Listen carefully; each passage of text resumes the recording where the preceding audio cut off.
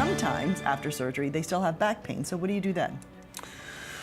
You know, that is like 50% of what I do on day to day is I work with patients who've had other surgery and are still suffering. It's a complicated problem, but it's not a type of a problem that cannot be fixed. In fact, minimally invasive approach is absolutely reasonable after the big wide open surgery, and that situation actually happens a lot. So imagine a degenerative back that, as we described, sort of leans forwards, and a surgeon, usually these are older guys, will do an operation from the back. They will open up the spine, they will strip the muscles off the bone, and then they will put screws to stabilize a deformed spine. Well, the reality is that without taking out the discs, just placing the screws, you are sort of fusing things in situ. You're not really changing it, you're making it stop moving.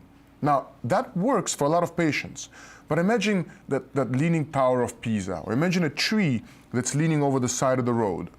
If you were to stop that tree from moving kind of halfway, the tree will just continue to lean above the fixation. And what we have learned, and the American Academy of Orthopedic Surgeons, which is actually our governing body as far as orthopedic surgeons are concerned, actually has made it very clear that we have a job that we have not performed.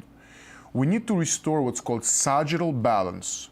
So remember how we talked about elderly sort of leaning forwards. Now, if you look at that elderly person from the side, that person is leaning forwards, and we call that sagittal balance or kyphosis.